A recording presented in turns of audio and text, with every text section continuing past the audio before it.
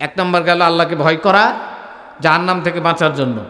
2 number নিজেকে নিয়ে ও পরকাল নিয়ে চিন্তা করা। 3 নাম্বার সালাত কায়েম করতে হবে, তাহলে জাহান্নাম থেকে মুক্তি সম্ভব। 4 নাম্বার পর্দা করতে হবে। পর্দার অবস্থা কেমন? খুবই খারাপ, খুবই খারাপ। ওয়াজ যতই করেন, সামনে রমজান মাস আসতেছে, রমজান মাসের শেষের দিকে ভিড়, 10 জন যদি পুরুষ হয়, 60 জন মেয়ে মানুষ, আপনারাই সাক্ষ্য দিচ্ছেন। তাহলে এই এলাকার মা বোনরা যারা মাইকের আওয়াজ শুনছেন, অন্তত এই ঈদ থেকে আপনাদেরকে ওয়াদা করতে হবে যে মার্কেটে যাবেন না। স্বামীর পছন্দ যেটা হবে আপনি সেটাই মেনে নেবেন, সেটার মধ্যে আপনার ইহকালীন কল্যাণ এবং পরকালীন কল্যাণ থাকবে, ইনশাল্লাহ থাকবেই থাকবে। আর তাতে আপনি প্রমাণ দিচ্ছেন যে আমার স্বামী আমাকে আল্লাহ তাআলা যে স্বামী দিয়েছেন আমি তাতেই খুশি, সুবহানাল্লাহ। এখন তাহলে আমাদেরকে সঠিকভাবে মা বোনদেরকে পর্দা করতে হবে।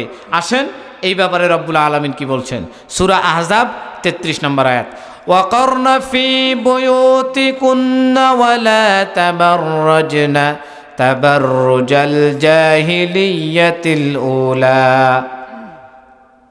ও মহিলারা শোনো, তোমরা সবসময় ঘরের মধ্যেই থাকো, বাড়ির ভিতরেই থাকো, বাড়ির বাইরে বের হবে না।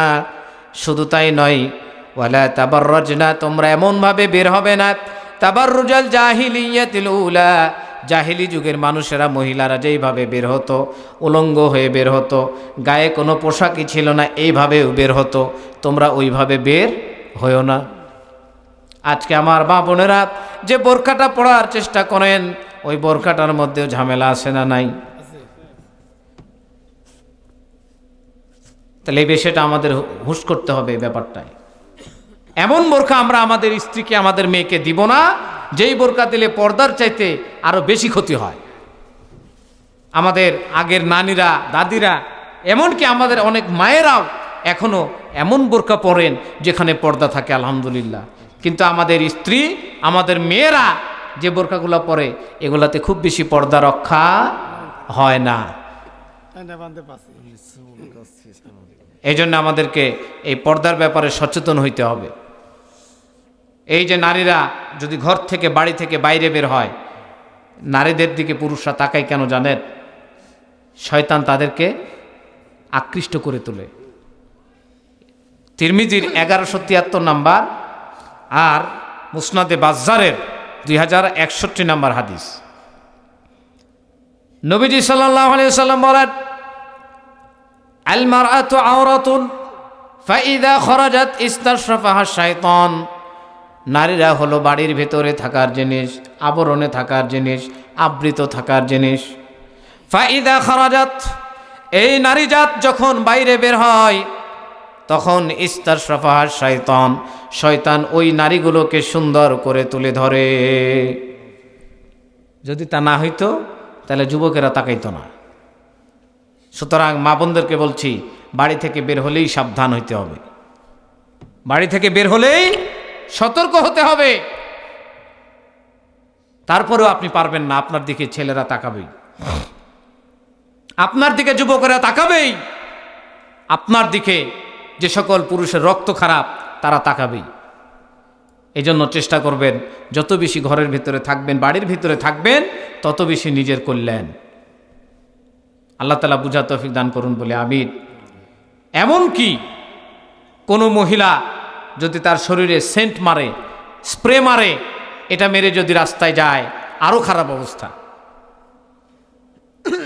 তিরমিজির 2786 নাম্বার এবং আবু দাউদের 4173 নম্বর হাদিসে রাসূল বলছেন, কুল্লু আইনিন জানিয়াহ ওয়াল মারআতু ইদা ইস্তাআতারাত ফামাররাত বিল মাজলিসি ফাহিয়া কাযা ওয়া কাযা ইয়ানি জানিয়াতুন। আল্লাহ নবী বলছেন, কুল্লু আইনিন জানিয়াহ, প্রত্যেকটা চোখ জিনা করে। ওয়াল মারআতু ইদা ইস্তাআতারাত, যখন কোনো মহিলা তার শরীরে সেন্ট দেয়, স্প্রে মারে, ফামাররাত বিল মাজলিসি, এরপরে কোনো বৈঠকের পাশ দিয়ে যায়, কোনো লোকেদের পাশ দিয়ে যায়, ফাহিয়া কাদা ওয়া কাদা, সুতরাং ওই মহিলাটাও ওই রকম, মানে জানিয়াতুন, জেনাকারী। বলেন নাউযুবিল্লাহ। তার মানে মা বোনরা শোনেন, আপনি তো বাইরে বের হতেই পারবেন না, বরং এর উল্টা যদি করেন, গায়ে সেন্ট মেরে যদি রাস্তায় বের হন, তাহলে আপনি জেনাকারিনী হিসেবে বিবেচিত হয়ে যাবেন। নাউযুবিল্লাহি মিন যালিক। তাহলে মা বোনদের একটু হুঁশ করার দরকার, হুঁশ করার দরকার। শুধু মা বোনরা স্বামীদেরকে টাইট হতে হবে, মা বোনদের চেয়ে স্বামীদের দোষ বেশি। এই স্বামীগুলা স্ত্রীগুলাকে এত মহব্বত করে যে স্ত্রীকে পর্দায় ঢুকাইলে যদি একটু আমার সাথে ঝামেলা হয়, তার চাইতে মানুষে দেখছে দেখুক, আস্তাগফিরুল্লাহ, আপনি দায়ুস হয়ে যাবেন। কি হয়ে যাবেন? দায়ুস হয়ে যাবেন। আর দায়ুসের দিকে আল্লাহ তাআলা হাসরের ময়দানে তাকাবেন না। দায়ুসের দিকে রব্বুল আলামিন হাসরের ময়দানে তাকাবেনই না। তাহলে মাফ করবেন কিভাবে? এর প্রমাণ কি? রাসূল সাল্লাল্লাহু আলাইহি ওয়াসাল্লাম আবারও আরেকটা হাদিস দিয়ে বুঝাই দিচ্ছেন।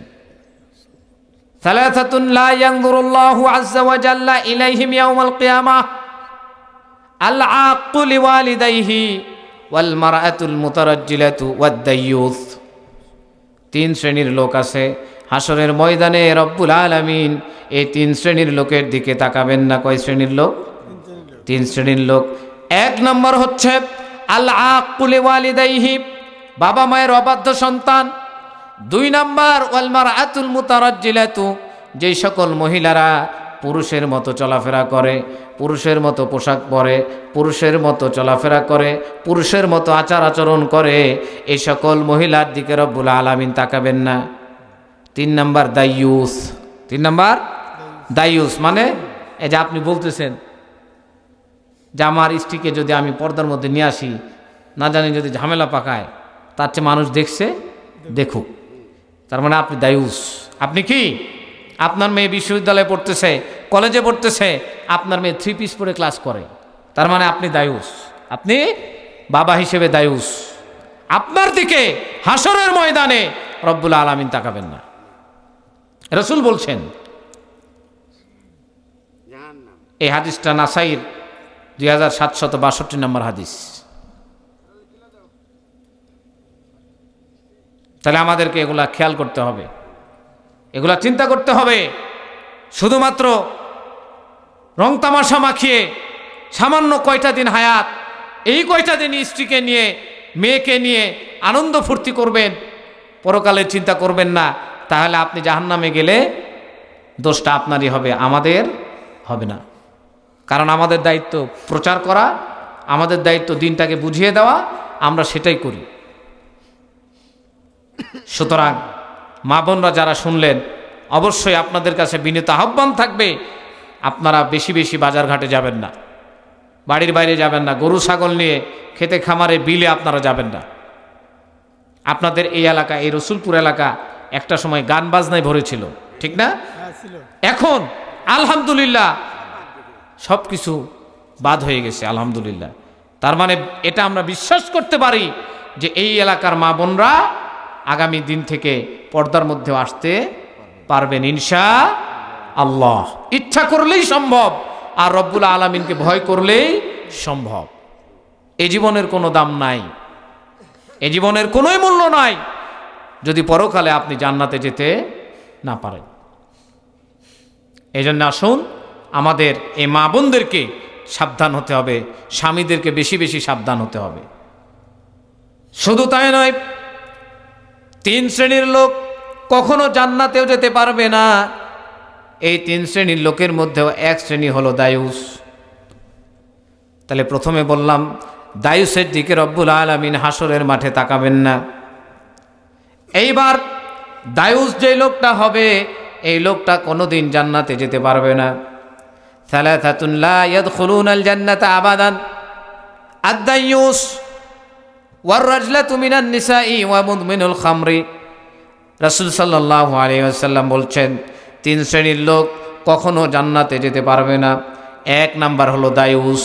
1 নাম্বার দায়ুস, যার স্ত্রী পর্দা করে না, মেয়ে পর্দা করে না, ওই স্ত্রী আর মেয়েকে পর্দার ভেতরে নিয়েও আসে না, ওই লোকটা হলো দায়ুস, তাতে কোনো সন্দেহ নাই। তাহলে এই দায়ুস জান্নাতে যেতে পারবে না। এখন যদি স্বামীরা একটু চিন্তা করেন যে আপনি আসলে কোন পর্যায়ে আছেন, আমি আসলে কোন পর্যায়ে আছি, যে দায়ুসের পর্যায়ে যদি থাকি, সময় নয়, এক্ষুনি তওবা করে ইস্তেগফার করে রব্বুল আলামিনের কাছে ক্ষমা চেয়ে ফিরে আসতে হবে। স্ত্রী মেয়েকে পর্দার ভেতরে নিয়ে আসতে হবে, নিজেকে দিনের পথে থাকতে হবে, স্ত্রী মেয়েকে পুত্রবধূকে দিনের পথে রাখতে হবে। এছাড়া কোনো উপায় নাই, জাহান্নামে যেতে হবে। 2 নাম্বার, এই হাদিসে 2 নম্বরে রাসূল সাল্লাল্লাহু আলাইহি সাল্লাম বলছেন ওয়ার রাজলাতু মিনান নিসা, যে সকল নারীরা পুরুষের মতো ভাব নেয়। আগের কথাই, এই ধরনের মহিলারাও জান্নাতে যেতে পারবে না। জিন্সের প্যান্ট, শর্ট গেঞ্জি, শার্ট, টি শার্ট, এগুলা পরে ইউনিভার্সিটিতে ক্লাস করে, কলেজে ক্লাস করে, ওই মেয়ে জান্নাতে যেতে পারবে না। কারণ ও নিজেকে মেয়ে মনে করে না, নিজেকে মনে করে ছেলে। রাসূল এটাই বলছেন ওয়ার রাজলাতু মিনান নিসাই, নারীদের মধ্যে যারা নিজেদেরকে পুরুষ মনে করবে, পুরুষের মতো পোশাক পরবে, পুরুষের মতো আচরণ করবে, এই মেয়েরা কখনো জান্নাতে যেতে পারবে না। 3 নাম্বার ওয়া মুদমিনুল খামর, যে লোকটার অভ্যাসই নেশা করা, বিড়ি খায় আর খুং খুং করে কাশে, সারা রাত ঘুমায় না, আর 60 বছর হইলে অ্যালার্জির সমস্যা, অ্যাজমার সমস্যা নিয়ে দৌড়ায় ডাক্তারের কাছে। হ্যাঁ, জর্দা দিয়ে পান মুখ থেকে হটে না। এই যে বিভিন্ন নেশা, এই নেশাগুলো যারা আজীবন ব্যবহার করে, যদি তওবা না করে মারা যান, আপনি জান্নাতে যেতে পারবেন না। কথা কার? রাসূলের কথা, আমার নয়, কথাটা রাসূল বলছেন। সুতরাং আমাদেরকে হিসেব করতে হবে, আমাদেরকে খেয়াল করতে হবে। যেমনে তেমনে চললেই হবে না, আমাদেরকে হুঁশটা ফিরাইতে হবে, আমাদের জ্ঞানটা ফিরাইতে হবে, সব কিছু ছেড়ে দিতে হবে। যদি সব কিছু ছেড়ে দিতে পারেন, আল্লাহর কাছে ক্ষমা চেয়ে মৃত্যুবরণ করতে পারেন, হতে পারে রব্বুল আলামিন আপনাকে জান্নাতে দিয়ে দিবেন ইনশাআল্লাহ। তাহলে আমরা নিজে বাঁচবো আর পরিবারকে বাঁচাবো জাহান্নাম থেকে। কিভাবে? 1, আল্লাহকে ভয় করতে হবে। 2, নিজেকে নিয়ে এবং পরকাল নিয়ে চিন্তা করতে হবে। 3, সঠিকভাবে সালাত কায়েম করতে হবে। 4, সঠিকভাবে পর্দা করতে হবে। এই 4টা কাজ আজকের আলোচনায় আমরা শিখলাম। সুতরাং এই আলোচনার পরবর্তী সময় থেকে আমরা এই 4টা বিষয় খেয়াল করেই আমাদের জীবন চালাবো ইনশাআল্লাহ। কখনোই দায়ুস হওয়া যাবে না। দায়ুস হইলেই জাহান্নাম। যার দিকে আল্লাহ তাকাবেন না, তার দিকে আর কে তাকাবে? আর কে তাকানোর নাই। সুতরাং দায়ুস হয়ে মৃত্যুবরণ করা যাবে না।